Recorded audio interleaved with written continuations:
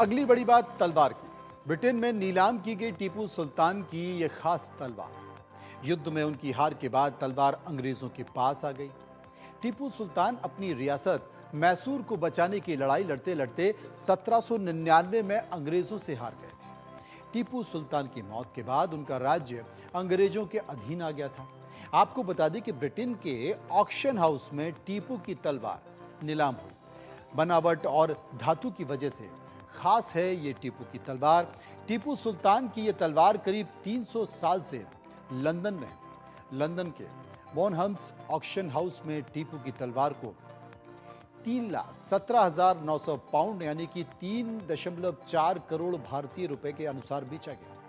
ये तलवार 1799 में श्रीरंगपट्टनम की लड़ाई में उस समय की है। इस युद्ध में टीपू सुल्तान की हार और मौत के बाद उनकी तलवार को अंग्रेज सेना के कैप्टन जेम्स एंड्रयू डिक को उनकी सेवा के लिए गिफ्ट यानी कि उपहार के तौर पर दिया गया। वो इस तलवार को ब्रिटेन ले गए और बीते 300 साल से ये शानदार तलवार उनके परिवार के पास थी। ऐसा माना जाता है कि चमकदार ब्लेड वाली ये तलवार टीपू सुल्तान के निजी शस्त्रागार का हिस्सा थी।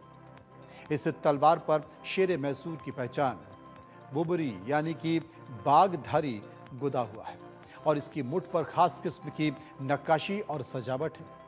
इसके ब्लेड पर सोने में अरबी अक्षर में हा जड़ा हुआ है। ये टीपू के पिता हैदर अली का संदर्भ है। कैप्टन जेम्स एंड्रयू श्रीरंगपट्टनम की लड़ाई के दौरान लेफ्टिनेंट के रूप में लड़े थे। उनकी रेजिमेंट लड़ाई में हमलावर दल का हिस्सा थी और उनकी रेजिमेंट ने सीढ़ियों के इस्तेमाल से दीवारों को तोड़ा था। डिक की रेजिमेंट टीपू के शहर में दाखिल होने वाली पहली ब्रिटिश सेनाओं में से एक थी। यह भी माना जाता है कि इस रेजिमेंट ने ही लड़ाई के बाद टीपू के पार्थिव शरीर को खोजा था।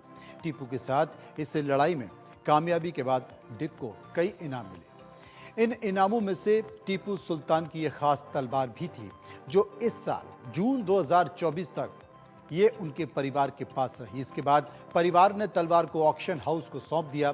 इसके बाद ऑक्शन हाउस ने तलवार की नीलामी के लिए रखा और नीलामी में तकरीबन 3.5 करोड़ रुपए में इसे खरीदा गया।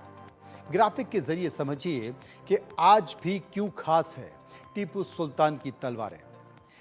अब तलवारों के तौर पर इसकी जो पहचान है, इसकी जो खासियत है वो मैं आपको बता देता हूं कि तलवारों की मुठ पर बेहद खूबसूरत मीनाकारी है। तलवारों में रत्न भी जड़े होते थे। मैं टीपू की सभी तलवारों की बात कर रहा हूं। साथ ही तलवारों में सोने की नक्काशी होती थी और तलवारों में कुरान की आयतें भी गुदी होती थी। टीपू सुल्तान 1782 में मैसूर के सिंहासन पर बैठे थे और अपने आखिरी समय तक वो राजा बने रहे। अंग्रेजों से मुकाबला करते हुए 4 मई 1799 को उनकी मौत हो गई थी। टीपू को अपने प्रशासन में कई आमूलचूल परिवर्तन करने, पहली बार रॉकेट बनाने और बहादुरी से जंग लड़ने के लिए जाना जाता है। उनकी बहादुरी के लिए उनको शेर मैसूर और टाइगर जैसे नामों का तमगा दिया गया। आपको बता दें कि टीपू सुल्तान के निजी शस्त्रागार में कई खास तलवारें अब भी हैं। ऐसे में उस वक्त टीपू के निजी हथियारों का बड़ा हिस्सा ब्रिटेन साथ ले गए थे अंग्रेज।